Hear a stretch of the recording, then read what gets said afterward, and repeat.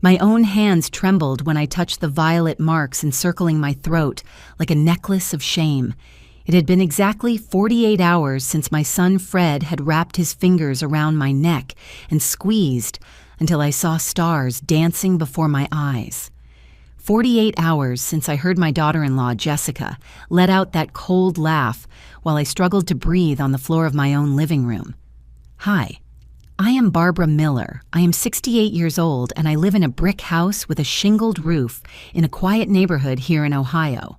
For 43 consecutive years, every morning at 6:30 sharp, I walked 10 blocks to Washington Elementary School, where I taught more than 2,000 children to read and write. My students called me Miss Barbara, even after I got married, because that was how my career had started, and that was how I wanted it to end. When I retired 3 years ago, I thought my moment of peace had finally arrived, my moment to wake up without an alarm clock, to sip my herbal tea slowly on the back patio while listening to the blue jays singing in the oak tree, my moment to knit blankets for my future grandchildren and watch soap operas without having to worry about grading notebooks until the early hours of the morning. But life had other plans for me. Plans that included becoming a prisoner within the same walls where I had dreamed of finding tranquility. Plans that would lead me to discover that my own son, the creature I carried in my womb for 9 months and raised with all the love a mother can give, was capable of trying to take my life with his own hands. The story I'm going to tell you today changed everything I thought I knew about family, about unconditional love, about the limits of what a mother can endure. It is a story that took me from the deepest humiliation to the most empowering moment of my existence. A story that taught me that even at 68, when many think there is no time for drastic changes, we can still surprise ourselves. When I look back, I can clearly see the signs I should have recognized much earlier. But when you are living a nightmare day after day, when the abuse becomes so gradual that it feels like the new normal, it is difficult to realize you are drowning until the water already covers your head completely. It all started in the most innocent way possible. Fred was 35 years old when he lost his job at the auto shop where he had worked for almost 10 years. The economic crisis had hit our town hard, and many small shops were closing or reducing staff. Fred was not the only one left without a job, but he was the one who took the longest to accept that he needed to look for alternatives.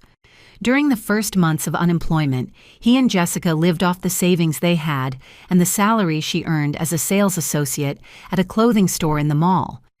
It was a modest income enough for a couple without children, but not to maintain the 2-bedroom apartment they rented downtown. Jessica had become part of our family 4 years ago when she and Fred decided to marry after dating for 2 years. She was a thin girl with long, dark hair and eyes that always seemed to be calculating something. She came from a family of market traders, hard-working but tough people, used to fighting for every dollar they earned. At first, my relationship with her was cordial but distant. She was not the type of daughter-in-law I had imagined for Fred. I dreamed of a warmer girl, more family-oriented, perhaps a teacher like me or a nurse, someone with a vocation for service. But Fred seemed happy with her, and that was what mattered to me. The first time they mentioned the possibility of coming to live with me was during a Sunday lunch in March of last year.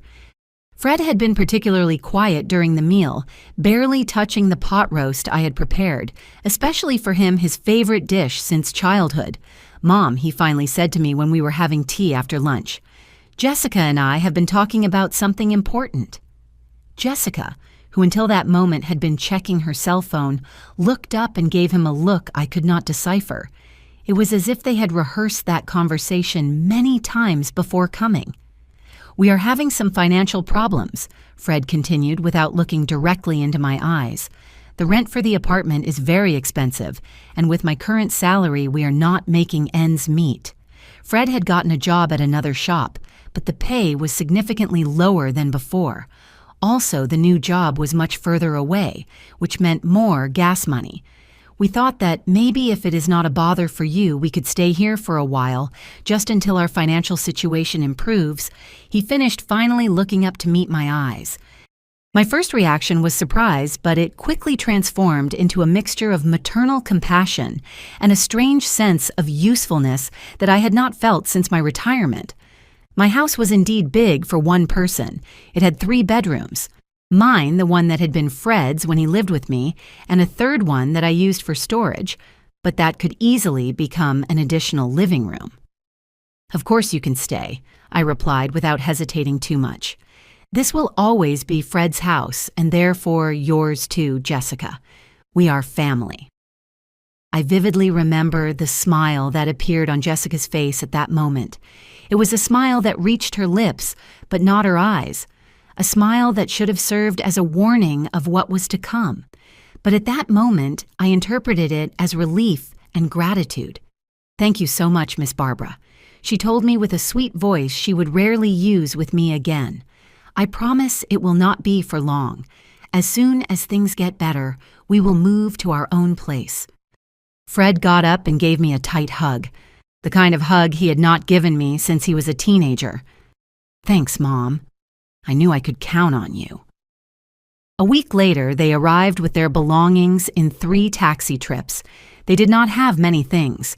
Some boxes of clothes, a small TV, a laptop, some books and magazines, kitchen utensils that Jessica insisted on bringing, even though I already had everything necessary. The first days were almost like a family honeymoon. They settled into Fred's room, which still kept some posters of football teams from his teenage years. Jessica organized her things in the closet with a meticulousness that initially seemed admirable to me.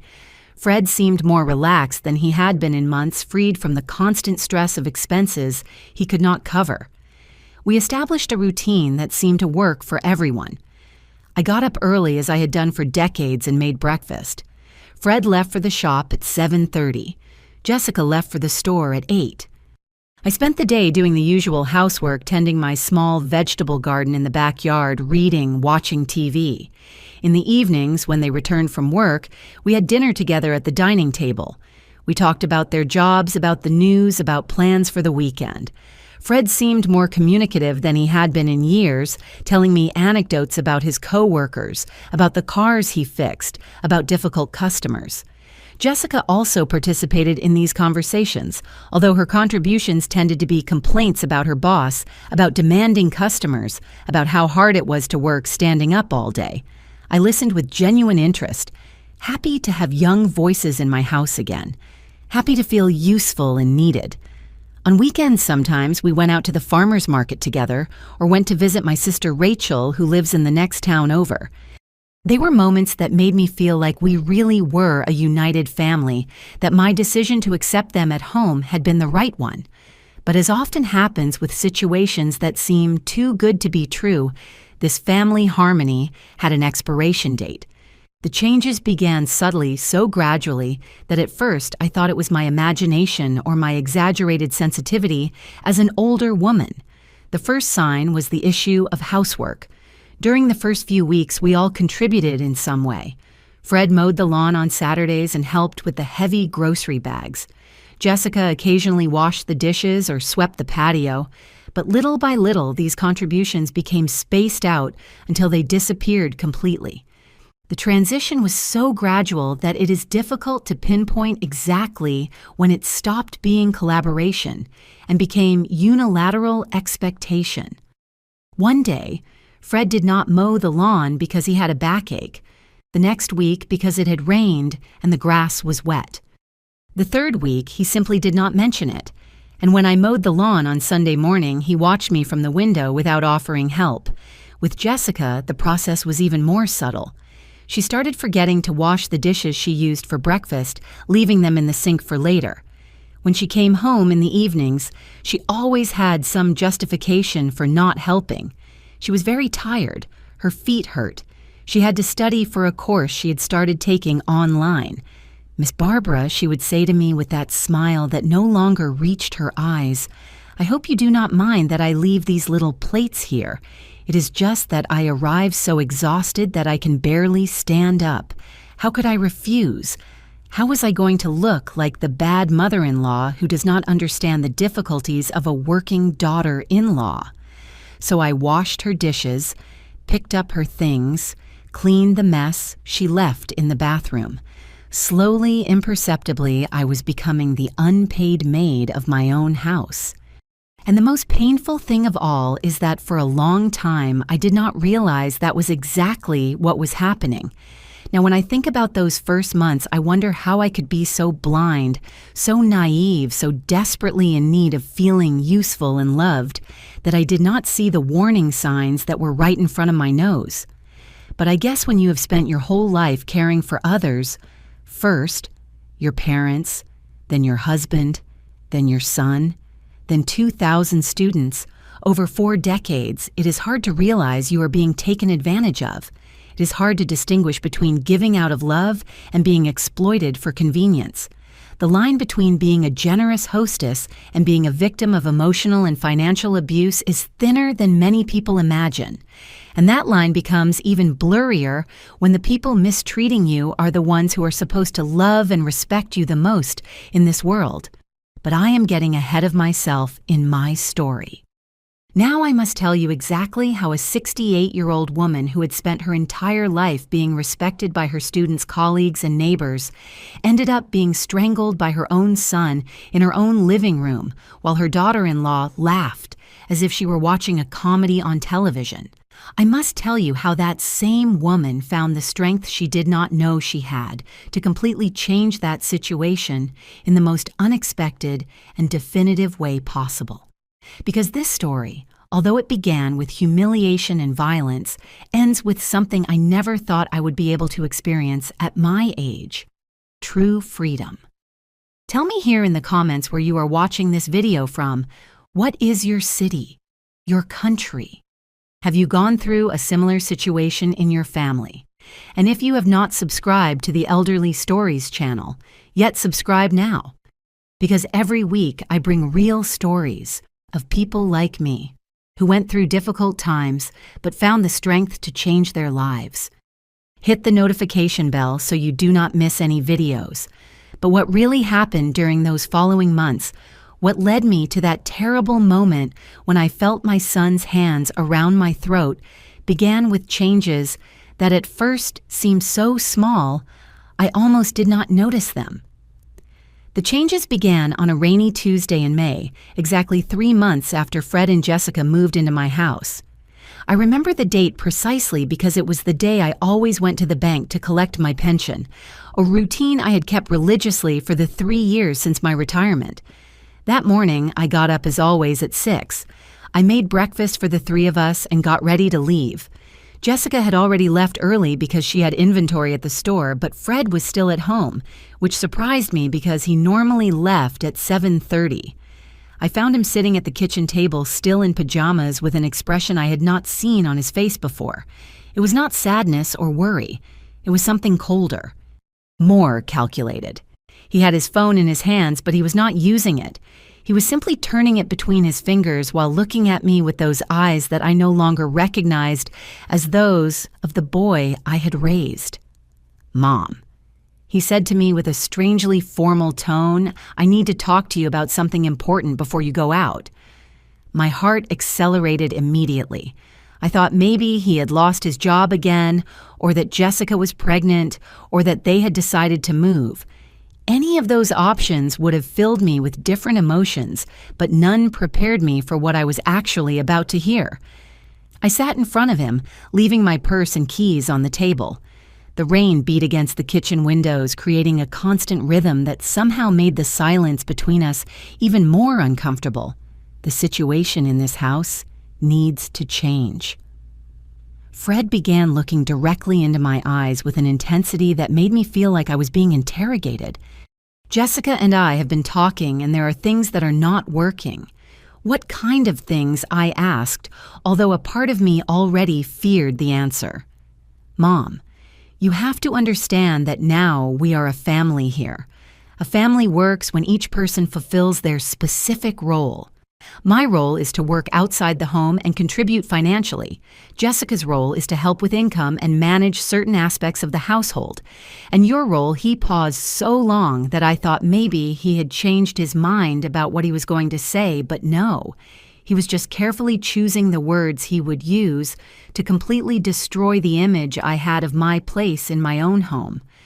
Your role is to keep the house running. Cooking, cleaning, doing laundry, doing the shopping, all those things a house needs to function well, it is your natural contribution to this family. The words fell on me like blocks of ice. I could not believe what I was hearing.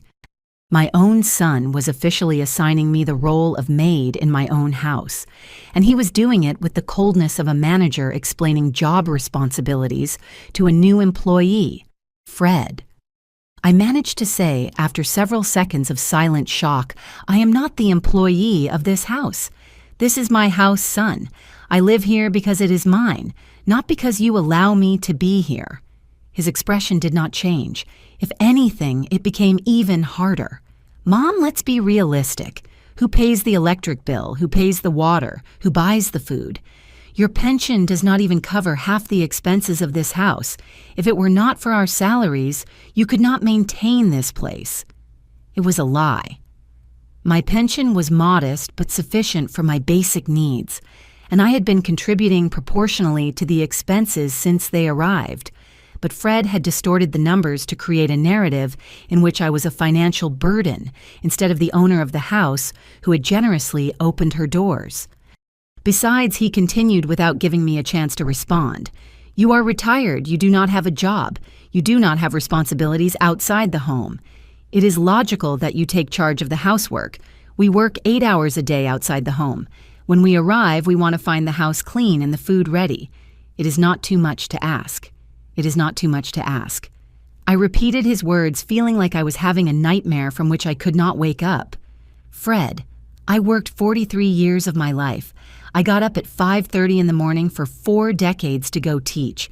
Now I have the right to rest, to do things at my own pace. Mom resting does not mean being a burden to the family. If you want to live here, you have to contribute something. And what you can contribute is keeping the house running.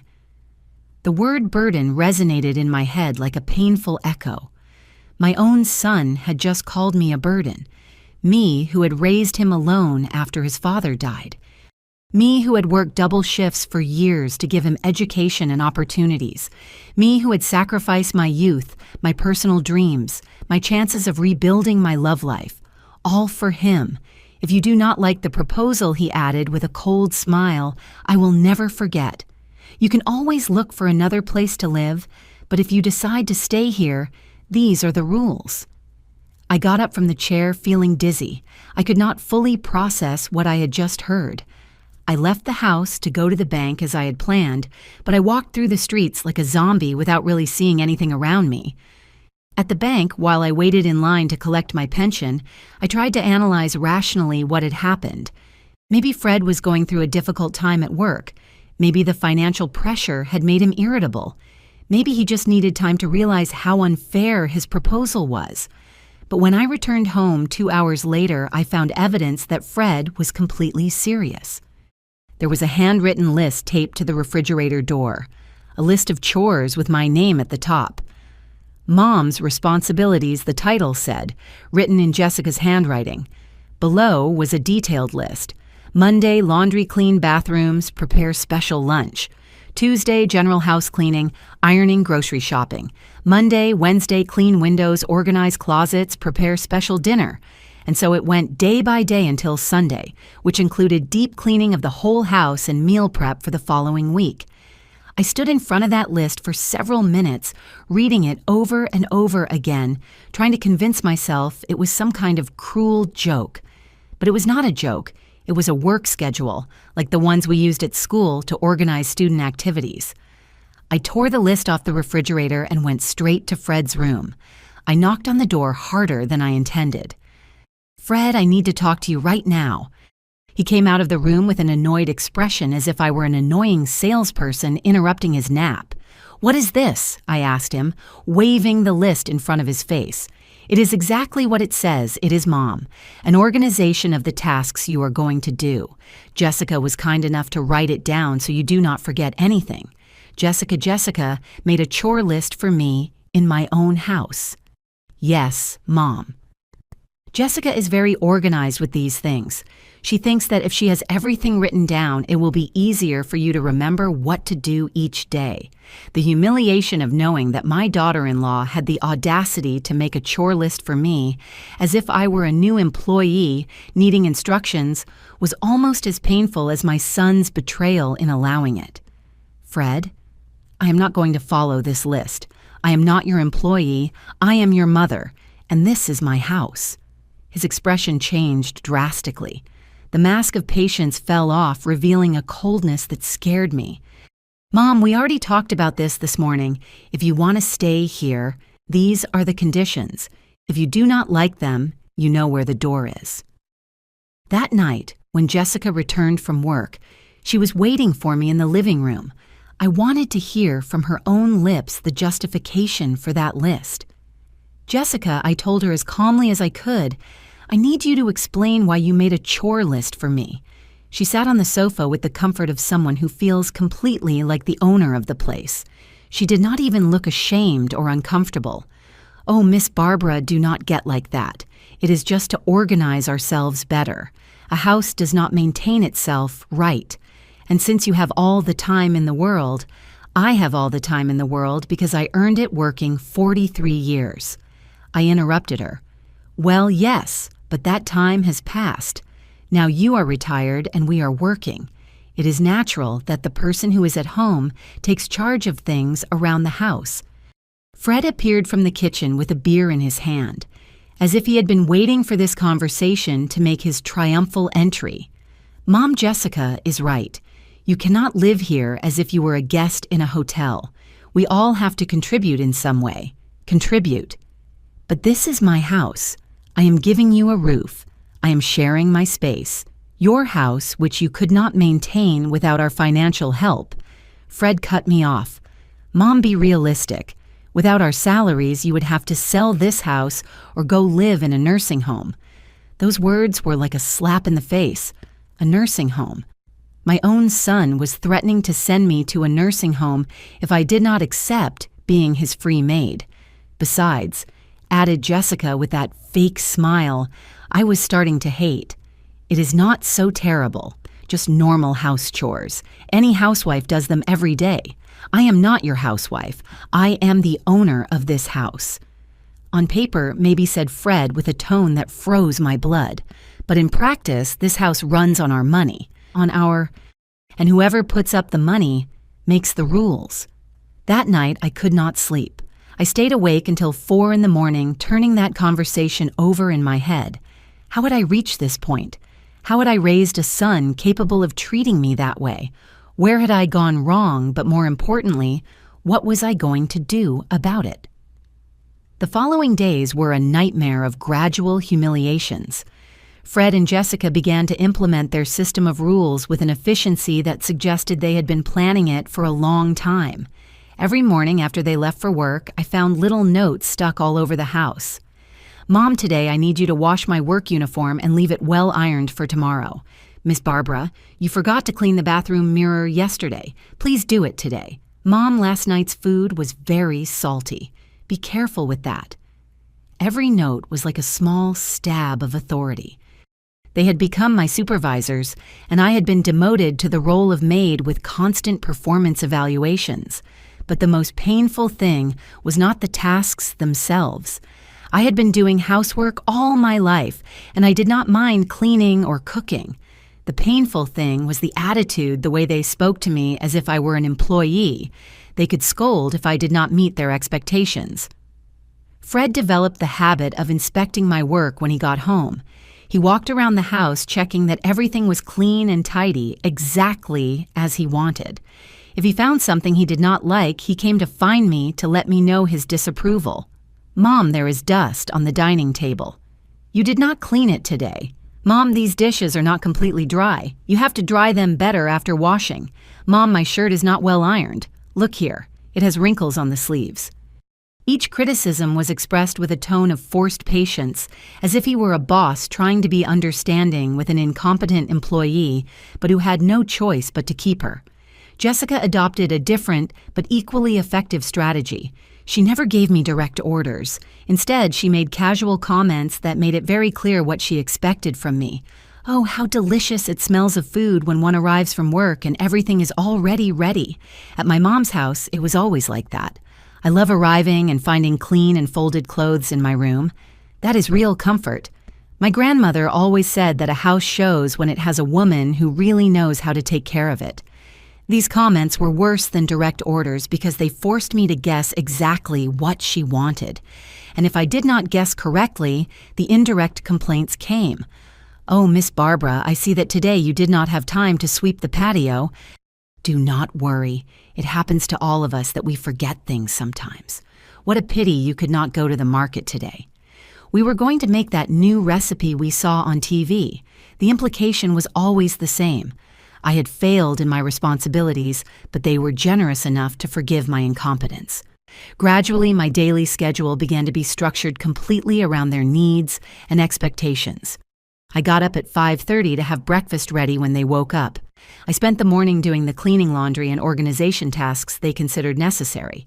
In the afternoon, I went to the market to buy the ingredients for the dinner they had suggested. At the end of the day, I had to have dinner prepared and served exactly when they arrived from work. My life had been reduced to an endless series of household chores, oriented to satisfy the needs and desires of two people who behaved like my employers instead of my family. But the most painful transformation was not in my daily routine, but in the way they treated me as a person. Gradually, I ceased to be Mom or Miss Barbara to become a background presence almost invisible, expected to function efficiently without requiring attention or consideration. When they got home, they no longer asked me how my day had been. They did not tell me about their jobs or their plans. They simply expected dinner to be ready, and for me to disappear discreetly while they ate and watched TV. If I tried to participate in their conversations, I received short answers and looks that clearly indicated my participation was not welcome. It was as if my only function was to keep the house running, and any attempt to exist as an individual person was a nuisance. The emotional breaking point came one Friday night, 2 months after the initial conversation with Fred. I had spent the whole day preparing a special dinner because it was Jessica's birthday. I bought expensive ingredients with my own money, cooked for 4 hours, decorated the table with flowers from the garden. When they arrived home and saw the special dinner, Jessica's reaction was not one of gratitude, but of criticism. "Oh, Miss Barbara, why did you bother so much? We were going out to dinner for my birthday. Now we feel obliged to stay here so as not to waste your work." They sat down to eat, but the whole conversation was about how inconvenient my surprise had been, how I had ruined their plans, how I had not thought to consult before doing something so elaborate. That night, after washing all the dishes from the dinner I had prepared with so much love, I locked myself in my room and cried until I ran out of tears. For the first time since Fred was a child, I felt completely alone and worthless in my own home. But what I did not know that night was that the humiliations I had experienced up to that moment were only the prelude to something much worse. Fred and Jessica were just beginning to show how far they were willing to go to keep me completely subjected to their desires. The true cruelty was about to begin, and it would lead me to that terrible moment when I would feel my own son's hands around my throat, fighting to breathe while listening to my daughter-in-law's laughter echoing in my ears. True cruelty began during the first week of August. I had developed the habit of getting up even earlier at 5 in the morning to start the coffee and warm up the house before Fred and Jessica woke up. It was my silent way of rebelling against the situation. If I was going to be treated like an employee, at least I would be the best employee possible, so efficient that they could not find excuses to complain. But that strategy backfired. Instead of earning respect, I only established an even higher standard of service that they began to consider normal and then insufficient. It was a Wednesday morning when Jessica came down to breakfast with a particularly annoyed expression. She sat at the table without greeting me. checked her phone while I poured her coffee and served toast, and then dropped a bomb that would completely change the dynamic of our coexistence. "Jessica, Miss Barbara," she told me without looking up from her screen. "My friends from work are coming for lunch here on Saturday. I need you to prepare something special to impress them." My first reaction was genuine surprise, not because it bothered me to cook for visitors, but because it was the first time I heard about this plan. "How many friends?" I asked, trying to keep a neutral tone. "6, maybe 7, if Mary can come. I want to do an elegant lunch, something that shows we know how to live well." Fred, who until that moment had been eating in silence, looked up to add his own contribution to the conversation. "Mom, this is the kind of thing we talked about when we said you had to contribute more to the family. Jessica needs to look good with her friends from work. It is important for her career." Of course, I answered automatically, although inside I was beginning to feel that familiar sensation of being manipulated. "What kind of food did you have in mind?" Jessica's eyes lit up with an emotion I had not seen since her first days in my house. She straightened in her chair and began to talk with the enthusiasm of someone who had been planning this for a long time. "Well, I thought of an appetizer, main course, and dessert. For the appetizer, maybe some savory tarts or mini quiches, but homemade, not store-bought. For the main course, roasted chicken with potatoes and vegetables, but presented nicely like in restaurants. And for dessert, that flan you make that turns out so rich. It was a menu that would take me at least 6 hours to prepare, not counting shopping time. But what bothered me most was not the work itself, but the way she was presenting it, as if it were my obligation to impress her friends, to benefit her social image. And Miss Barbara continued Jessica with that smile I had learned to fear. "I also need you to fix up the house especially well. That day, have everything perfect, okay? These women have very good taste, and I do not want them to think we live like people." "Well, you understand." No, I did not understand, or rather, I understood too well what she was really telling me, that my usual level of cleanliness was not good enough for her elegant friends. Saturday arrived with intermittent rain that made the air even colder than usual. I had started preparation at 5 in the morning, making the dough for the tarts, marinating the chicken, preparing the ingredients for the flan. Fred and Jessica got up late and had breakfast while I worked in the kitchen, making occasional comments about my progress as if they were quality inspectors. "Mom, those tarts look a little big. Shouldn't they be smaller and more elegant? Miss Barbara, are you sure that chicken is going to be juicy? It looks a little dry from here." By 11 in the morning, when Jessica's friends were scheduled to arrive, I had transformed my house into something I did not recognize. Every surface had been polished until it shined. There were fresh flowers in every room. The dining table was set with my best china and linens. But when the doorbell rang and the guests began to arrive, I discovered that my work was just beginning. Jessica's friends were women between 30 and 40 years old, all well-dressed and made up with the confidence of people who are used to being served. They arrived, speaking loudly, laughing, filling my house with an energy that immediately made me feel like an intruder in my own space. Jessica introduced me to each of them, but not as her mother-in-law or the lady of the house. She introduced me as Barbara, who helps us with things around the house. The implication was clear. I was the service staff. "How lucky you are," Jessica exclaimed a woman named Patricia after tasting the tarts. "To have someone who cooks so well, I have to do everything myself in my house." "Yes," replied Jessica with that fake smile. "Barbara is very good at these things. She has a lot of experience." During the next 3 hours, I became the invisible maid of my own house. I served the plates, cleared the dirty silverware, refilled wine glasses, immediately cleaned any spill or crumb that fell to the floor. The women talked about their jobs, their husbands, their vacation plans, as if I were not present.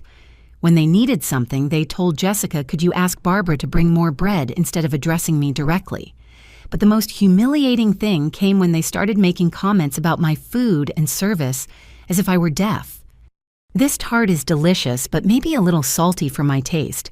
The chicken is fine, although I would have seasoned it differently. The dessert is rich, but my housekeeper makes a similar one that is creamier." Every comment was an evaluation of my performance, made without regard for my feelings or dignity. These women had come to my house, eaten my food, enjoyed my hospitality, and treated me as if I were a culinary machine without emotions. When they finally left around 4 in the afternoon, I was physically and emotionally exhausted. I had been on my feet for 11 hours, straight, had cooked for 8 people, had served 3 full courses, and had cleaned constantly throughout the event. My first expectation was that Jessica would at least appreciate the effort, but when the last guests walked out the door, she came to the kitchen where I was starting to wash the mountain of dirty dishes, and instead of gratitude, I received criticism. "Miss Barbara, the tarts were a little salty next time. Try to use less salt, and when you serve the wine, try not to make noise with the bottle against the glasses. It is very noticeable. Oh, and one of my friends commented that you looked a little disheveled. For next time, maybe you could fix yourself up a little more when we have visitors." Disheveled. After 11 hours of intense work, after sweating over the stove and running from one side to the other, serving her friends, she thought my problem was that I looked disheveled. That night, after washing all the dishes, cleaning the kitchen, and putting away the leftovers, I collapsed on my bed, feeling something I had never experienced before in my own home: shame of myself. Shame for having allowed myself to be treated that way. Shame for having smiled and served women who had treated me as if I were invisible. Shame for having betrayed the Barbara, who had been a respected teacher, a dignified professional, a woman with self-worth. But the humiliation of Jessica's lunch turned out to be only the first act of a much crueler play, because Fred had been watching the whole dynamic, had seen how submissive I had become, and had decided it was time to implement the next level of his plan. The following Monday, when I arrived in the kitchen at 5 in the morning, as I had been doing for months, I found another list taped to the refrigerator. But this one was not like the previous ones. This one was much more detailed, more specific, and more humiliating. "New rules for the operation of the house," the title said, written in Fred's handwriting. The list included things like 1. Mom must have breakfast ready exactly at 6:30 a.m. If it is not ready at that time, breakfast will not be served that day. The house must be completely clean before 9 a.m. every day. This includes vacuuming, mopping, cleaning bathrooms, and making beds. 3. Lunch must be prepared by 12:30 p.m. every day, even if we are not going to be home. The food must be kept warm in case we decide to return. Mom cannot use the living room TV between 6 p.m. and 11 p.m. That is our relaxation time. 5. Mom cannot receive visitors without prior permission from Fred and Jessica. Mom must keep herself presentable at all times. This means being dressed appropriately and with hair done before 7 a.m. There were 17 rules in total. 17 ways in which my son and daughter-in-law had decided to control every aspect of my existence in my own home. I read the list 3 times, each time feeling smaller, more insignificant, more trapped. They were not suggestions or requests, they were orders. And the clear implication was that if I did not follow them, there would be consequences.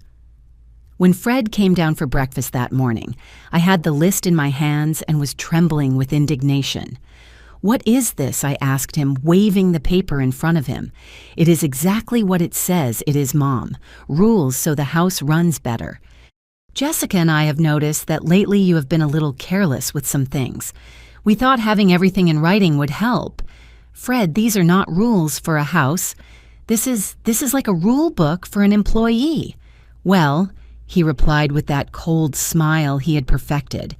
If the shoe fits, I was speechless. My own son had just confirmed that he considered me his employee, not his mother, not the owner of the house where he lived for free, not the woman who had sacrificed everything to raise him, his employee. And Mom, he added while spreading butter on his toast with the casualness of someone discussing the weather. If any of these rules bother you too much, you can always move to a place where you do not have to follow them. But as long as you live in this house, this is what we expect. That veiled threat became the constant background of my life during the following weeks. Every morning I woke up knowing that every small action would be evaluated according to those 17 rules. Every meal I prepared, every surface I cleaned, every interaction I had with them was subject to their system of inspection and criticism, and they took their role as supervisors very seriously. Fred developed the habit of making inspection rounds when he arrived from work, walking through the whole house with an air of authority that reminded me of the inspectors from the Department of Education who occasionally visited my school. "Mom, there is dust on this shelf. Did you not clean it today?" "Mom, this food is too seasoned. Remember, we do not like very spicy food. Mom, your clothes look wrinkled. Did you not read the rule about keeping yourself presentable?" Jessica adopted a more subtle approach but equally effective. She made casual comments that clearly referenced the rules without mentioning them directly. "Oh, how nice to arrive home and find everything perfectly clean." It shows when someone really follows an organized system. "I love that the food is always ready exactly on time." That shows true professionalism. It is so nice to have the house quiet in the evenings, each person in their space, without bothering each other. Every comment was a reminder that my behavior was being monitored and evaluated constantly. I could not relax even for a moment because any deviation from their expectations would result in criticism or worse, in threats of expulsion. Gradually, I began to develop physical symptoms of constant stress. My hands developed a slight tremor, which was especially noticeable when serving tea or writing. I started having frequent headaches, especially in the afternoons after a full day of walking on tiptoes around their demands. My sleep patterns became erratic. I woke up several times each night worrying about the next day's tasks, mentally reviewing the list of rules to make sure I had not forgotten anything. Some nights I got up at 3 in the morning to check that the kitchen was completely clean, terrified that Fred would find some problem during his morning inspection. But the most painful change was not physical, but emotional. Gradually, I began to lose the sense of who I was as a person. For 43 years, I had been Miss Barbara, respected by her colleagues, loved by her students, recognized in her community as an educated and dignified woman. Now I was simply Mom, the maid of my own house, whose only value lay in her ability to keep the house running, according to other people's specifications. I stopped looking in the mirror because I did not recognize the woman reflected there. It was a hunched woman with deep dark circles, with the constantly anxious expression of someone living in a state of permanent alert. It was a woman who had learned to walk silently, to speak in a low voice, to make herself invisible, to avoid conflict. My few friends who still visited me occasionally began to comment on my personality change. "Barbara, you look very tired lately. Are you okay, Barbara? Before you were so talkative. Now you barely speak when I come to visit." But I could not explain to them what was happening. How could I admit that my own son had turned me into his servant? How could I confess that I had lost control of my own life in my own home? The shame was too great, the humiliation too deep. So I lied. I said I was tired because of age, that having young people at home required a lot of energy, that I was happy to be able to help my son during a difficult time. Lies that sounded noble and maternal, but hid a much darker reality. The straw that broke the camel's heart came during the second week of October, when temperatures began to rise. Fred had had a particularly stressful week at work, and that meant his domestic inspections had become even more rigorous than usual. That afternoon when he arrived home, I was finishing ironing his work clothes for the next day. It had been a long day. I'd washed all the house laundry, cleaned the 3 bathrooms, prepared the lunch they had not come to eat, did the shopping for dinner, and cooked a full dinner that was now waiting in the oven. Fred entered the house with a particularly somber expression. He did not greet me, as had been his custom for the last few months. He simply left his backpack on the floor and began his routine inspection. First, he went to the kitchen, where he opened the oven to check dinner. Then he went to the dining room, where he ran his finger over the table surface to verify there was no dust. Then he checked the bathrooms, the living room, and finally arrived at his room, where he found the clothes I had been ironing. He took one of his shirts, held it up against the window to examine it against the light, and then I saw something in his expression that scared me. It was not just annoyance or criticism, it was pure rage. "Mom!" he shouted with a voice that made the windows shake. "Come here right now!" I ran to his room with my heart pounding with terror. In all the months of criticism and humiliation, he had never yelled at me with that intensity. "What is this?" he roared, shaking the shirt in front of my face. "Is this what you call ironing?" I looked at the shirt, desperately trying to see what I had done wrong. It looked perfectly ironed to me, but clearly he had found some defect. "Fred, No, do not call me Fred. This shirt is full of wrinkles. Look here and here and here." He pointed to areas that to my eyes looked perfectly smooth, but his rage was so intense I did not dare contradict him. "I am sorry, son. I can iron it again." "Of course you are going to iron it again, and this time you are going to do it right. I am sick of your shoddy work." That was when the moment arrived that would change everything forever. Fred approached me with the shirt still in his hands, and for the first time in my life, I saw something in his eyes that terrified me to the bone. It was not just rage. It was something much darker, much more dangerous. And it was in that moment I understood that the escalation of humiliations had reached its final point, and that what came next would be something from which I could never return. What followed in that room forever changed the nature of our relationship. Fred got so close to me that I could feel his hot breath on my face. His eyes had an expression I had never seen before, not even during his worst teenage tantrums. It was a cold, calculating look, but at the same time filled with a fury that seemed to have been accumulating for months. "Mom," he told me with a dangerously low voice, "I think you are not understanding what your situation is here." My heart began to beat so hard I was sure he could hear it. Something in his tone told me this conversation would not be like the previous ones. This would not be a simple criticism about my housework or a veiled threat about finding another place to live. This was something more serious, more definitive. "Fred, I just want to do things right," I began to say. But he cut me off with a sharp gesture of his hand. "Shut up. When I am talking, you shut up and listen." He had never spoken to me that way. Not even when he was a rebellious teenager had he used that tone of absolute authority with me. It was as if he had been practicing this conversation, preparing for this moment when he would finally establish the definitive rules of our coexistence. "You seem to have trouble understanding simple concepts." He continued, starting to walk from one side of the room to the other, like a general giving orders to his troops. "So I am going to explain it to you one more time, but this time I want to be completely sure you understand." He stopped in front of me and bent down slightly so his eyes were level with mine. The gesture was clearly intimidating, designed to make me feel small and helpless. "This house runs on our money. Without mine and Jessica's salary, you could not pay even half of the monthly expenses. Your retired teacher's pension is a pittance that is not enough for anything. Is that clear so far?" I nodded silently, although deep down I knew he was exaggerating our financial contribution. Yes, they helped with expenses, but my pension covered a significant part of the house costs. However, at that moment, I did not dare contradict him. "Good. Second point.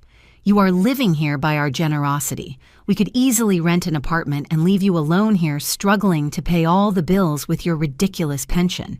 But we do not do it because we are good people who take care of family. Is that also clear?" I nodded again, feeling smaller and smaller with every word that came out of his mouth.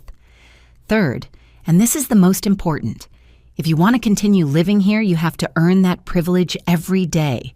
And the only way to earn it is by being useful, keeping this house spotless, cooking delicious meals, and doing everything we need without complaining or making a face." The word privilege resonated in my head like a painful echo. Living in my own home had become a privilege I had to earn daily, according to my own son. And fourth, he added with a smile that froze my blood, If you fail in any of these aspects, if your work is not up to our standards, or if we have a conversation like this again because you cannot iron a simple shirt correctly, then we are going to have to reconsider this whole arrangement. Do you understand me clearly? Yes, Fred. I whispered, feeling as if the words were being torn from my throat. Perfect.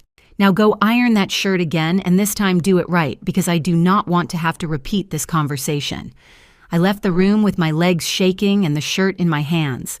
I went to the ironing board in the kitchen, but my hands were shaking so much I could barely hold the iron. For the next 20 minutes, I worked that shirt until every fiber was perfectly smooth, checking it over and over under different lights to make sure there was not the slightest wrinkle. When I returned to Fred's room with the re-ironed shirt, he examined it meticulously under the ceiling lamp, checking every inch as if he were a quality inspector in a textile factory.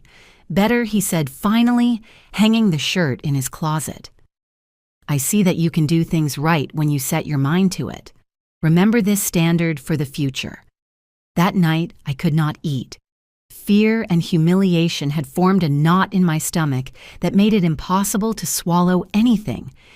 I sat at the table with Fred and Jessica while they ate dinner and discussed their plans for the weekend.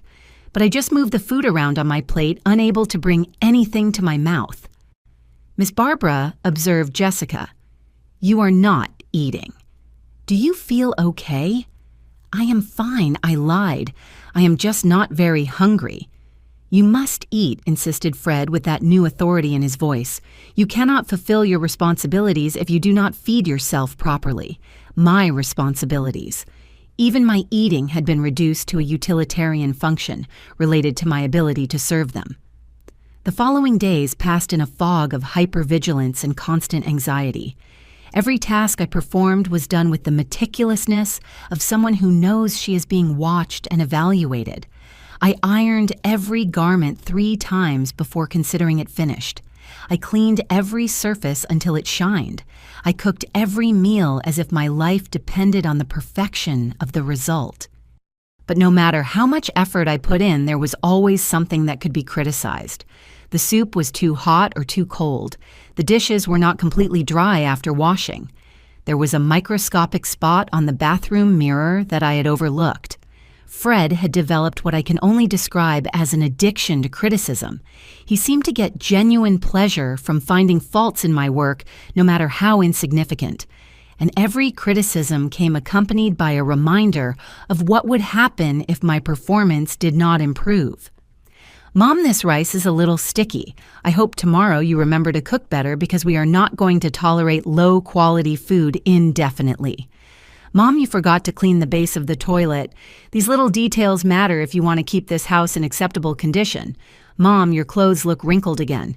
We already talked about the importance of keeping yourself presentable." Jessica had adopted a role of assistant supervisor that in some ways was even more humiliating than Fred's direct criticisms. She made apparently casual comments that were actually evaluations of my performance. Oh, how delicious the kitchen smells when someone really knows how to season food correctly. I love arriving home and finding everything so well organized. It shows when someone puts real effort into their work. It is a blessing to have someone at home who understands the importance of small details. Every compliment was actually a subtle way of reminding me that my value as a person depended entirely on my ability to maintain their satisfaction with my housework. But the most painful thing was not the constant criticism, but the way they had managed to convince me that I deserved it. Gradually, I began to internalize their standards as my own. When I found a small imperfection in my work, I felt genuinely guilty, as if I had failed not only them, but myself. I developed a self-criticism routine that was even more rigorous than their inspections. Every night before going to bed, I mentally reviewed everything I had done during the day, looking for mistakes, planning how I could improve the next day. I had become my own harshest supervisor. The few times I managed to do something they considered exceptional, the feeling of relief and satisfaction was so intense it had become addictive. I lived for those rare moments when Fred said, "Good job, Mom," or when Jessica commented that the food was perfect. Those small recognitions had become the only source of self-esteem I had left. My outer world had shrunk until it almost completely disappeared. I stopped receiving friends because there was always some urgent task to do. I stopped going to church on Sundays because that was the day designated for weekly deep cleaning. I stopped reading, listening to music, doing any of the activities that used to give me pleasure.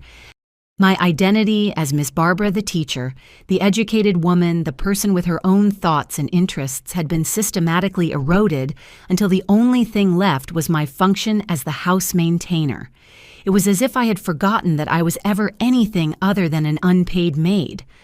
The final break came during the last week of October, on a day that had started like any other, but would end up changing everything forever. It was a Friday, and I had spent the week preparing for another lunch Jessica had organized this time to celebrate a coworker's birthday. I had spent 2 days cooking elaborate dishes, decorating the house, making sure everything was perfect according to the increasingly high standards they had established. The lunch had gone well. The guests had praised the food. The house looked spotless, and for once it seemed Jessica was genuinely satisfied with my work. After the last guests left, I was in the kitchen washing the mountain of dishes and utensils left over from the event. Fred arrived from work earlier than usual, apparently in a good mood because of some positive news he had received at the shop. He entered the kitchen, whistling a tune I did not recognize, and for a moment I thought maybe he would congratulate me on the success of the lunch. Instead, he went to the refrigerator, grabbed a beer, and started telling me about his plans for the weekend. He and Jessica had decided to go visit her family in Chicago and would be gone until Sunday night. "Mom," he told me. While opening his beer, "We are taking advantage of the fact that we will not be here, so you can do a complete cleaning of the whole house. I want everything to be perfect when we return on Sunday. And when I say perfect, I mean every corner, every surface, every detail must be spotless." I nodded automatically, although inside I felt a familiar pang of resentment. After 2 intensive days preparing lunch, the prospect of spending a whole weekend cleaning the house from top to bottom exhausted me just thinking about it. "Also," continued Fred, "I need you to wash and iron all our clothes for next week and reorganize our closet because it is a little messy. Oh, and clean the windows on the outside too because they look dirty." The list kept growing for the next 10 minutes. By the time he finished, he had added enough tasks to keep me busy all weekend without a moment of rest. "And Mom," he added almost as an afterthought, "we do not want you to receive visitors while we are away. We need to know that you are going to be focused on your work, not distracted with unnecessary socializing." That restriction was the straw that broke the camel's back. Not only had they turned me into their unpaid maid, but now they also controlled my social life, deciding when and with whom I could interact. "Fred," I said, surprising myself by using a firmer tone than I had used in months, "I think you are asking too much. I also need time to rest." The silence that followed was deafening. Fred stood motionless with the beer halfway to his mouth, looking at me as if I had said something completely incomprehensible. Slowly, he lowered the beer and turned to look directly at me. "Excuse me," he said with a dangerously calm voice. "Are you telling me you are not going to do what I ask?" I am not saying that, I replied quickly, already regretting having spoken. "I am just saying that maybe we could distribute the work differently." Mom Fred interrupted me, and something in his tone made my blood freeze. "I think we need to have another serious conversation." Jessica appeared in the kitchen doorway at that moment as if she had been waiting for this confrontation. She leaned against the door frame with her arms crossed, clearly preparing to enjoy the show. "Sit down," Fred ordered me, pointing to a chair at the kitchen table. I sat obediently, feeling like a child about to be scolded for bad behavior. "It seems you have forgotten some important things we discussed a few weeks ago." Fred began, starting to walk around the table as he spoke. "Specifically, it seems you have forgotten your place in this house and what your responsibilities are." "Fred, No!" he roared with an intensity that made me jump in the chair. "Do not speak when I am speaking." The volume of his voice was so sudden and so violent that I was paralyzed with shock. In all the time I had known him, he had never yelled at me with that fury. "You are going to listen to what I have to say, and you are not going to interrupt even once, is that clear?" I nodded, feeling tears forming in my eyes. "Good, now I am going to remind you of some basic truths that you seem to have forgotten." First truth: this house is maintained with our money. Without us, you would be living on the street or in a nursing home. Second truth: your only contribution to this family is doing housework. Third truth: if you cannot fulfill those tasks without complaining, then you have no value to us. Every word was like a stab at my self-esteem. Fred had reduced my entire existence to my usefulness as a maid and was making it very clear that even that usefulness was questionable. Fourth truth: he continued getting closer to where I was sitting. "You are a useless old woman who should be grateful that someone wants her in their house. Any other family would have sent a woman like you to a nursing home a long time ago." Tears began to roll down my cheeks. The words, "useless old woman," stuck in my heart like knives. My own son, the person I had loved more than my own life, was telling me I was useless, that I was a burden, that I should be grateful for the privilege of being his slave. "And fifth truth," he said, stopping directly in front of me, "if I hear one more complaint, one more objection, one more word of protest about anything I ask you to do, you leave this house immediately. Is that absolutely clear?" I nodded between sobs, completely shattered by the cruelty of his words. "I cannot hear you," he said sarcastically. "Answer out loud." "Yes, it is clear," I managed to whisper. "Perfect now. Go prepare dinner, and I hope it is delicious, because after this little demonstration of ingratitude, you are going to have to work extra hard to regain my trust." I got up from the chair with shaking legs and headed toward the stove. As I began to prepare dinner with hands that trembled uncontrollably, I heard Fred and Jessica talking in low voices at the table behind me. "I think she needed that reminder," I heard Jessica say. Lately, she had become a little uppity. "Yes," replied Fred, "but she already got the message. There will be no more problems." That night, after serving dinner, washing dishes, and doing all my usual chores, I locked myself in my room and cried until I had no more tears left. For the first time since this nightmare began, I seriously contemplated the possibility of leaving my own home. But where could I go? How could I explain to my sister or my friends that my own son had turned me into his slave? The shame was too great. The humiliation too deep. I did not know that the next day, when they returned from their trip to Chicago, Fred would decide that words were no longer enough to keep me in my place. I did not know that he would have escalated his cruelty to a level that would change everything between us forever. I did not know I was about to discover exactly how far my own son was willing to go to ensure my total submission. The weekend Fred and Jessica spent in Chicago was the strangest of my life. For the first time in months, I woke up without the sound of the alarm clock at 5 in the morning. For the first time in so long, I drank my herbal tea slowly, without rushing, listening to the birds singing in the backyard, without having to worry about the tasks I had to complete before they got up. But the peace I should have felt was marred by a constant sense of anxiety.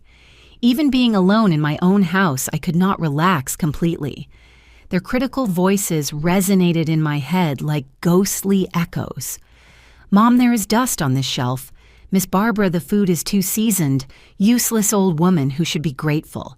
I meticulously fulfilled all the tasks Fred had assigned me for the weekend. I cleaned every surface of the house until it shined. I washed and ironed all their clothes with the care of someone preparing a bridal trousseau. I reorganized their closet according to a system I hoped they would find satisfactory. But as I performed each task, something began to change inside me. Maybe it was the temporary solitude. Maybe it was the accumulated exhaustion of months of constant humiliation, but I began to see my situation with a clarity I had not had before. I saw myself from the outside, a 68-year-old woman with 4 decades of successful professional career, crawling around her own house like a maid terrified of losing her job on Sunday afternoon. When I was finishing cleaning the exterior windows as Fred had ordered, my neighbor, Mrs. Rose, approached over the fence that separated our yards. "Miss Barbara," she said to me with an expression of concern, "I haven't seen you for weeks. Is everything okay?" It was a simple question, but it took me by surprise. When was the last time someone had asked me how I was as a person, not as a domestic worker? "I am fine, Rose," I answered automatically, although my voice sounded strange even to me. "You do not look well," insisted Rose, studying my face with those penetrating eyes older women develop. "You look different, thinner, more tired. And why are you cleaning windows on a Sunday afternoon? Wasn't that the day you always reserved for resting?" Rose's observation hit me like a bucket of cold water. She was right. Sundays used to be my sacred day of rest, when I stayed in pajamas until late, read novels, cooked something special just for myself. When had I lost that? When had I allowed my day of rest to become another workday to satisfy other people's demands? It is just that I have visitors this week and I want everything to be perfect. I lied. Rose looked at me with an expression suggesting she did not completely believe me, but she did not insist. After a few minutes of casual conversation about the weather and neighborhood gossip, she said goodbye and went back to her house, but her words kept ringing in my head. "You look different." That night, for the first time in months, I stood in front of the mirror in my room and really looked at myself. What I saw terrified me. The woman staring back at me was a diminished, hunched, dull version of who I had been. My hair, previously always well-groomed, looked dull and neglected. My eyes, which for decades had shone with the intelligence and confidence of a respected educator, now had the cautious expression of someone living in a constant state of alert. But the most shocking thing was not seeing the physical deterioration, but recognizing the spiritual deterioration. At some point during these months of gradual humiliations, I had stopped being Barbara Miller, the teacher, and had become something that did not even have a proper name. I was simply Mom to Fred and Miss Barbara to Jessica. Titles that now sounded more like job positions than expressions of family affection. Fred and Jessica returned Sunday night with the cheerful mood of people who had enjoyed a weekend of freedom. They arrived loaded with gift bags from Jessica's family and talking animatedly about the places they had visited, the foods they had tasted, the people they had met. Mom Fred shouted upon entering, "Bring us something to drink." The trip was long and we are thirsty. I ran to the kitchen to prepare fresh juices, feeling like a waitress serving customers who just arrived at a restaurant. While I served the drinks, they inspected my work from the weekend with the meticulousness of auditors reviewing account books. "Good, Mom," said Fred after his inspection round. "The house looks acceptable, although I noticed the master bathroom window still has some water spots." My heart sank. I had spent 2 hours on that window, specifically cleaning it with 3 different products to make sure it was perfect, but apparently my definition of perfection still did not match his. And Miss Barbara added, "Jessica, my underwear is not folded the way I like." "Remember I showed you the specific technique last week?" I nodded silently, mentally, promising to pay more attention to her underwear folding preferences. The fact that a 30-something-year-old woman was giving me detailed instructions on how to fold her underwear was humiliating beyond words, but I had already lost the ability to be outraged by these things. The following days passed in the usual routine of housework and constant criticism, but something had changed in my perspective. Rose's words continued to resonate in my mind. "You look different."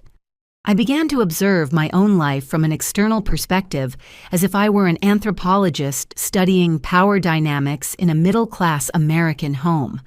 What I saw horrified me. In the course of less than a year, I had been systematically stripped of my dignity, my autonomy, my personal identity, and my sense of self-worth. I had been reduced to a function, and not even a particularly valued function.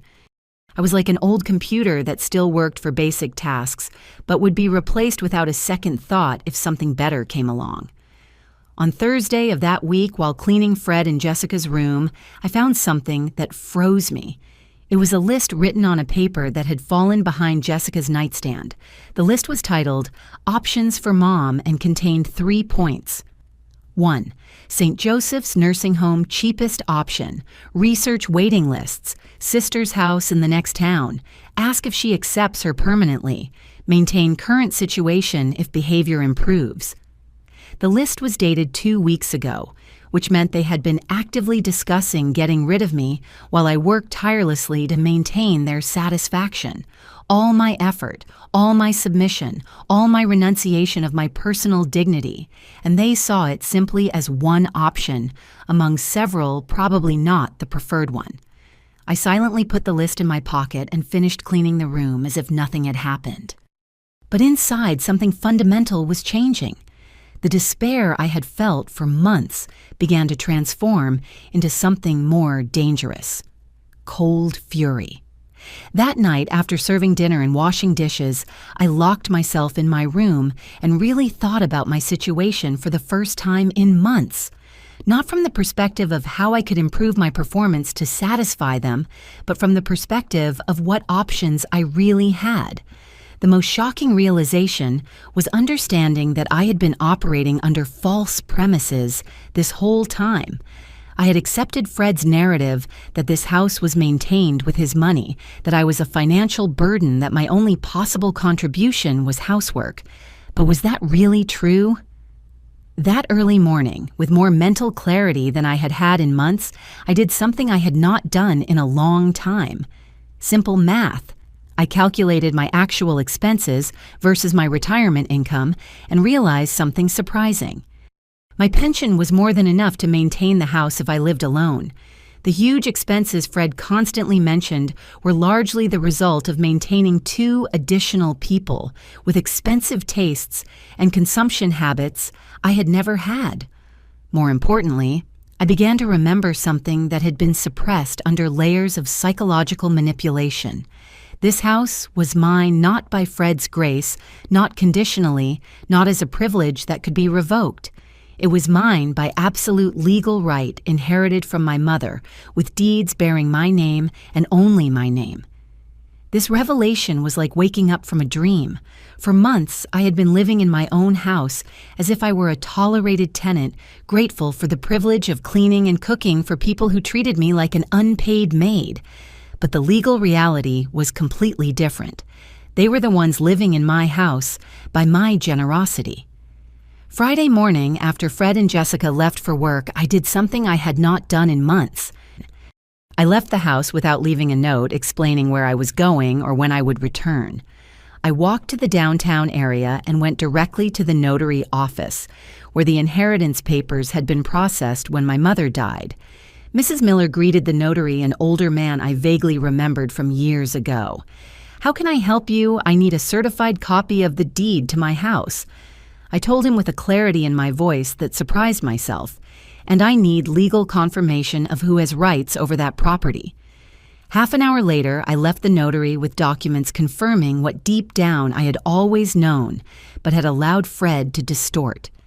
The house on Oak Street was the absolute and exclusive property of Barbara Miller.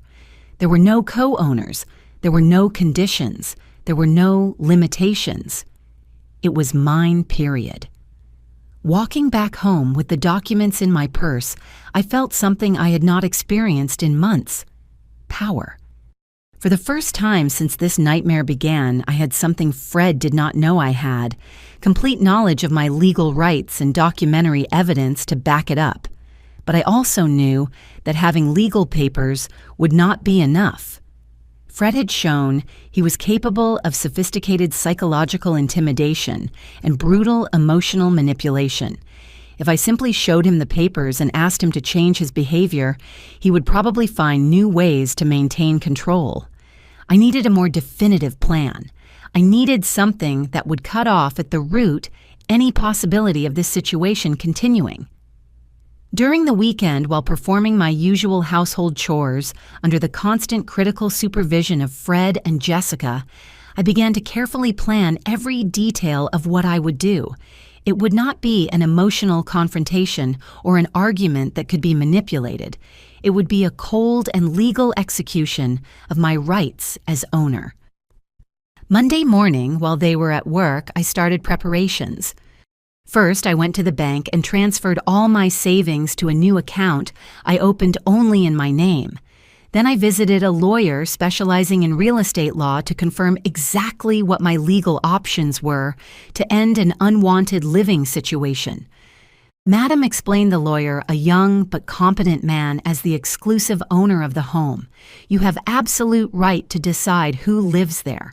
You can give a reasonable deadline for people to leave, and if they do not do so voluntarily, you can start a legal eviction process, which is considered a reasonable deadline for family members, usually 30 days, but in cases of serious conflict, it can be less.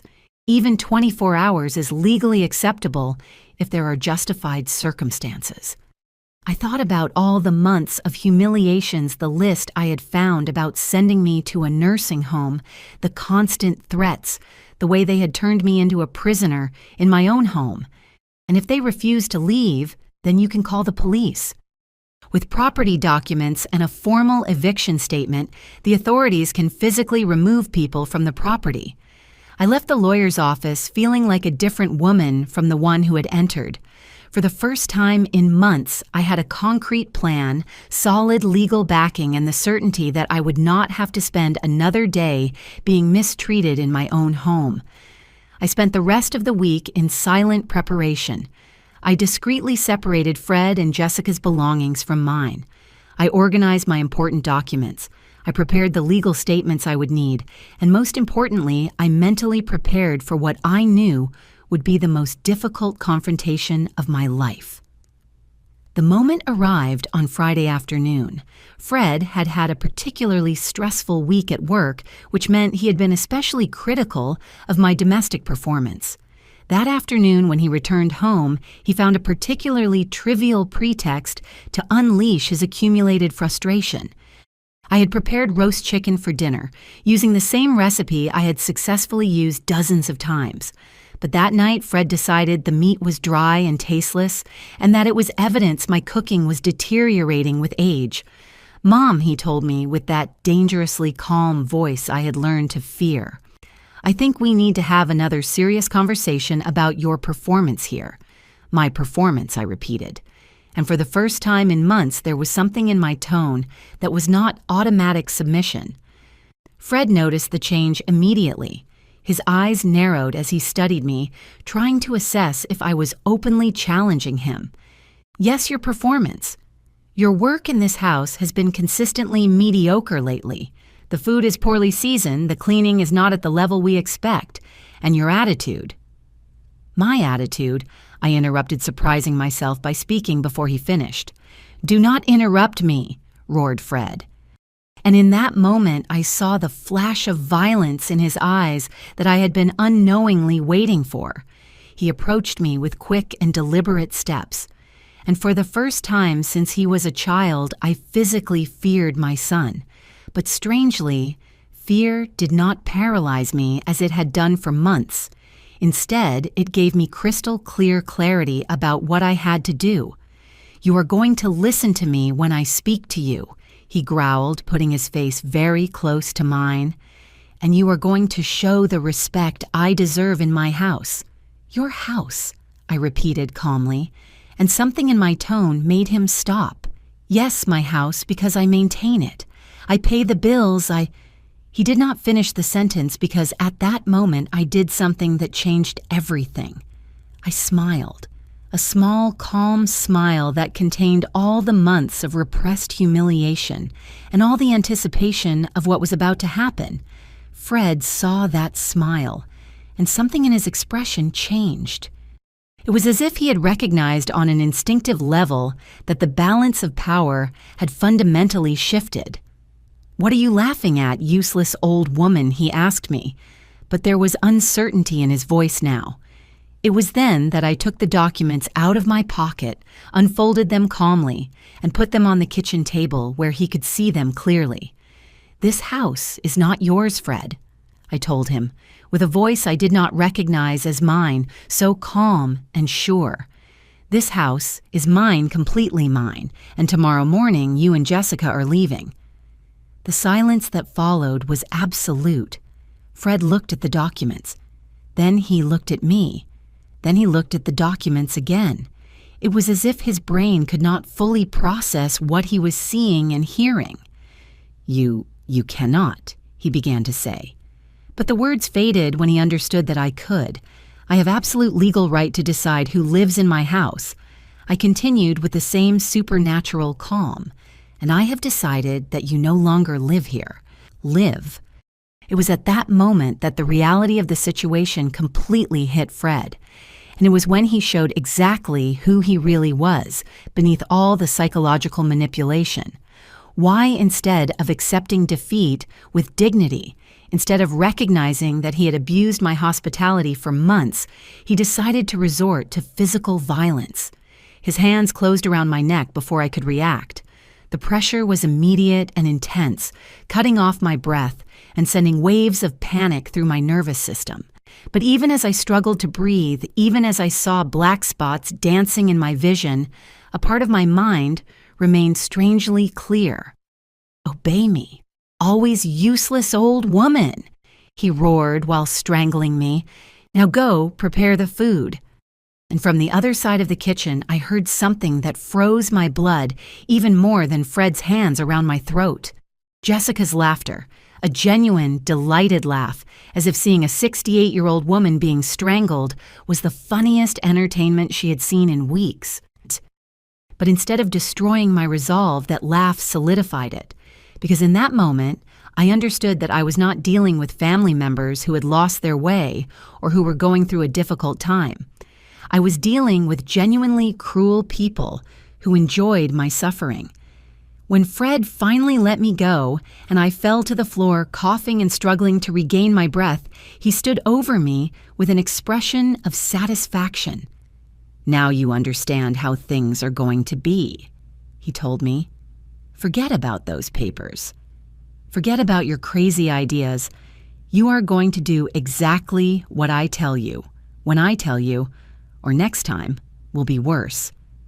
But as I slowly got up from the floor with my throat burning and heart pounding, one thing was absolutely clear in my mind. That had been the last time anyone would lay hands on me in my own home. The Fred who had strangled his own mother had made the biggest mistake of his life. Because he had transformed a cold legal decision into something personal and irreversible. The next day, when Fred and Jessica left for work as if nothing had happened, as if the night before they had not shown exactly who they really were, I put the last phase of my plan into motion. The marks on my neck were still fresh, painful to the touch, but my determination was stronger than any physical pain I could feel. At 8 a.m. sharp, I called the locksmith. "I need you to change all the locks on my house today," I told him. "It is urgent." At 9, I called a moving company. "I need you to pack and remove all the belongings of 2 people before 5 in the afternoon."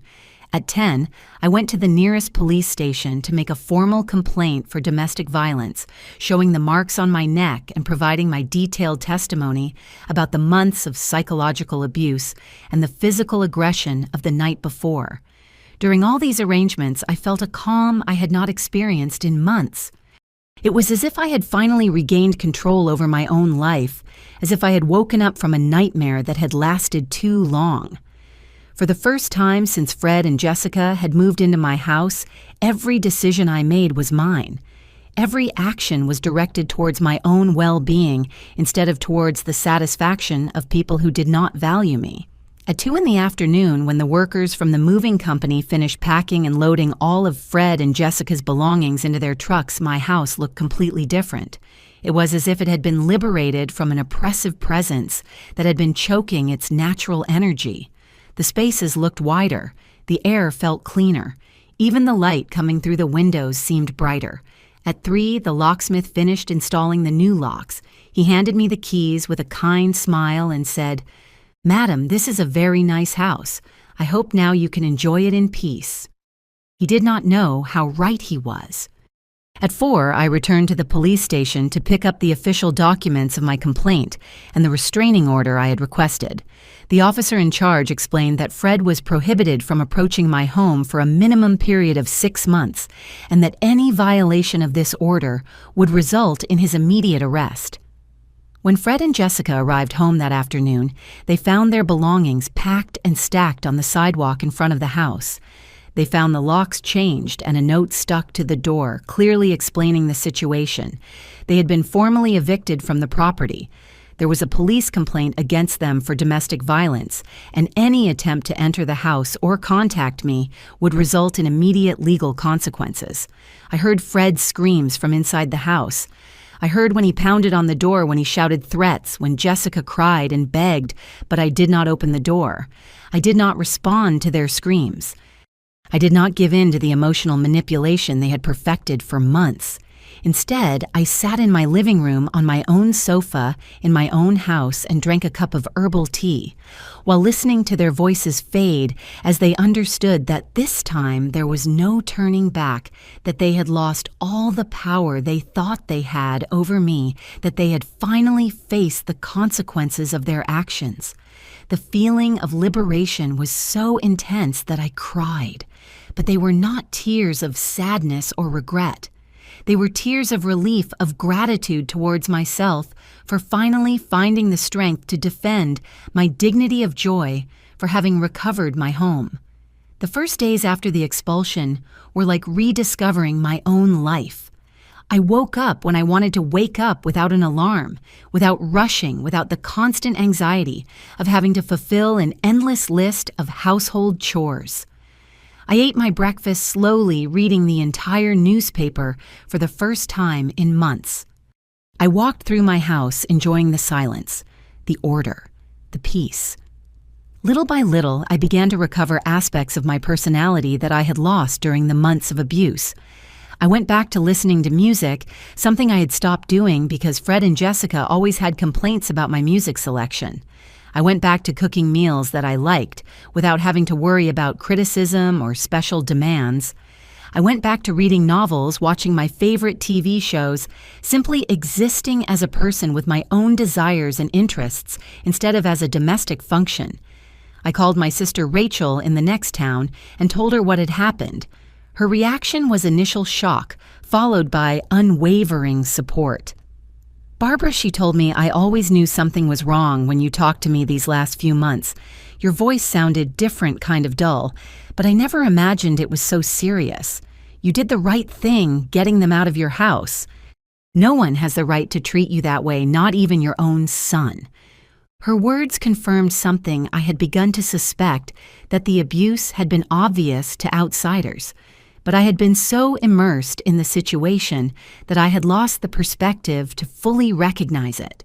I also spoke with some of my former colleagues from schoolwomen who had known me for decades as a competent and respected professional. Their reactions were similar: shock, indignation, and total support for my decision. Barbara, my former principal, Mrs. Linda, told me, "You are one of the most dedicated teachers I have known.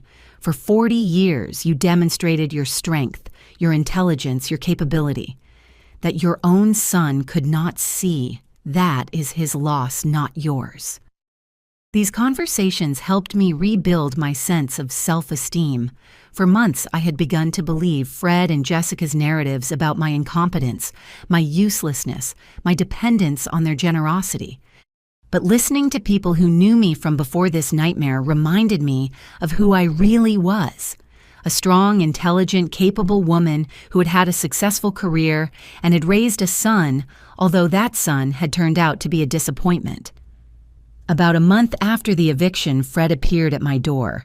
I saw him arrive from my living room window, walking slowly down the street with an expression I had not seen on his face in years: humility. He rang the doorbell softly, not like the aggressive demands I had gotten used to. I did not open the door. Instead, I spoke to him from inside. "Fred, there is a restraining order against you. You cannot be here." "Mom," he said, and his voice sounded different, too smaller, less sure. "I just want to talk to you. I want to apologize." "No, there is nothing to talk about, and your apologies come too late. Please, Mom, I have been thinking about everything that happened. I realize I was wrong.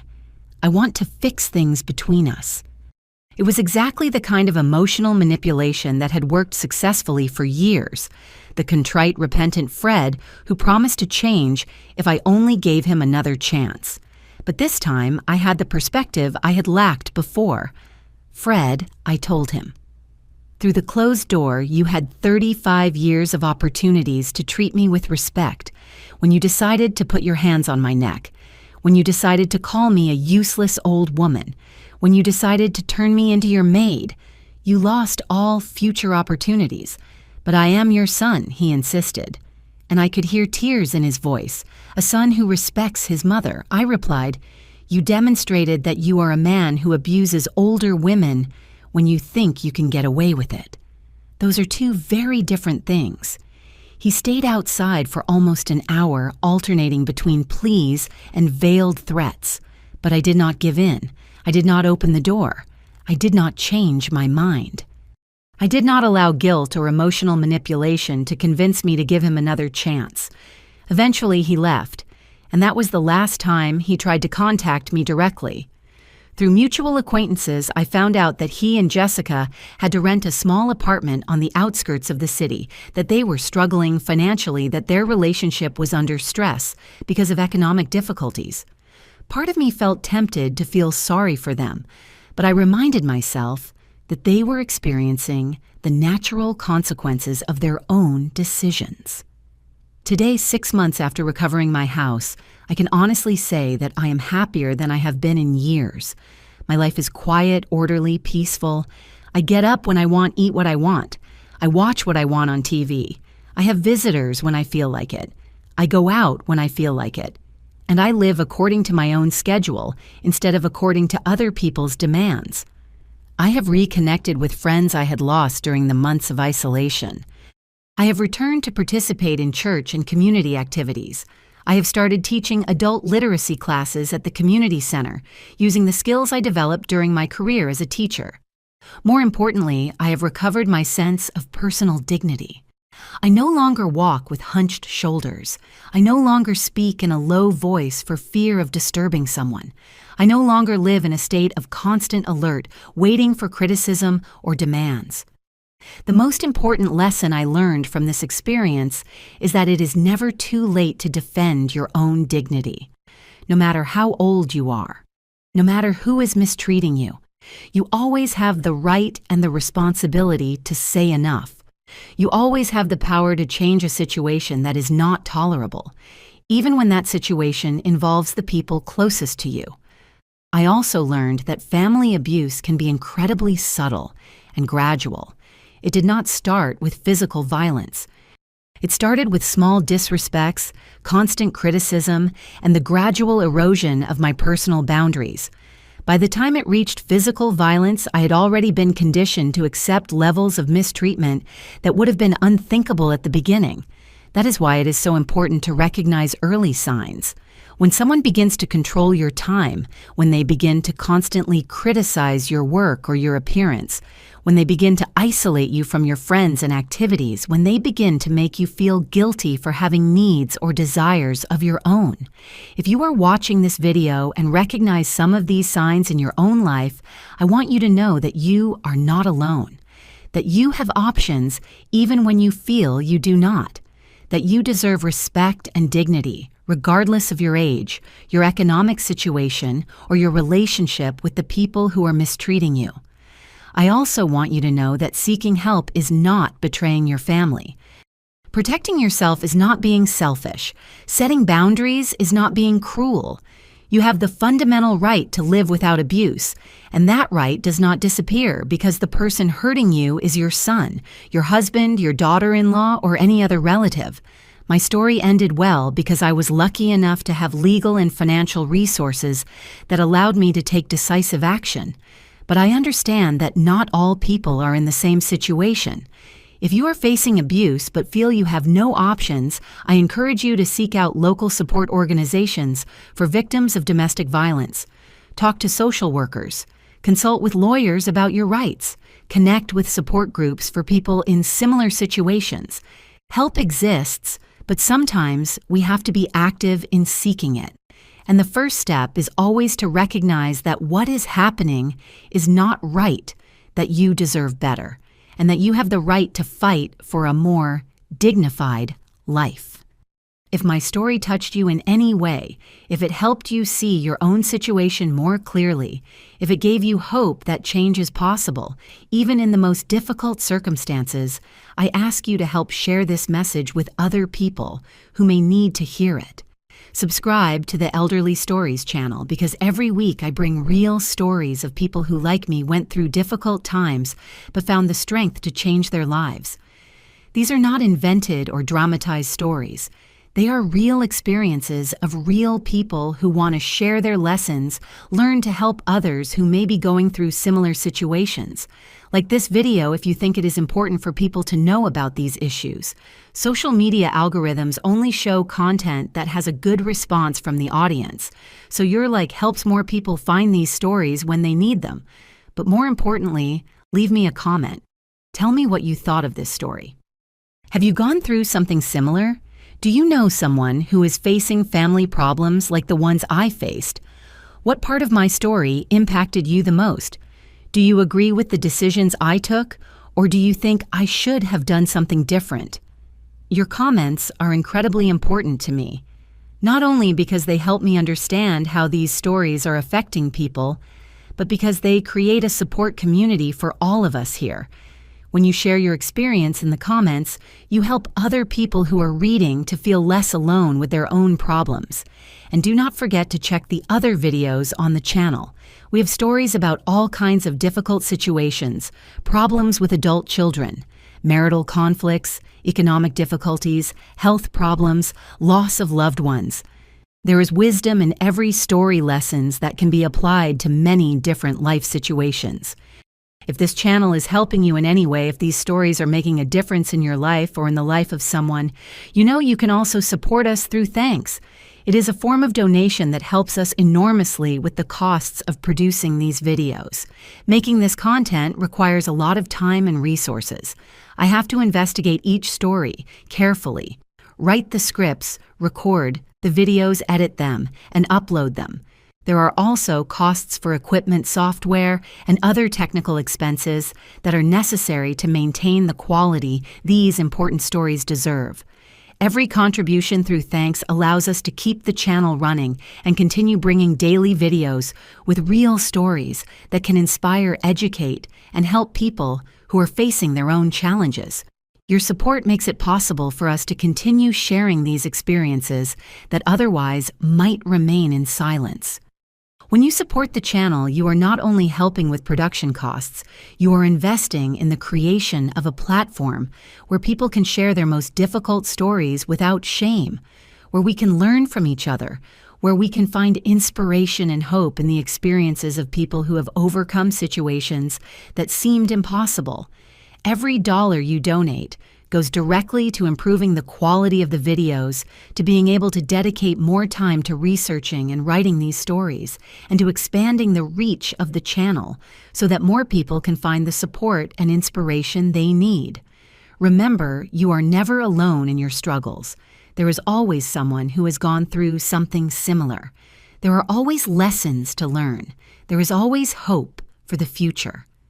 My story began with humiliation and abuse, but ended with dignity and freedom. Your story can also have a different ending than seems possible now.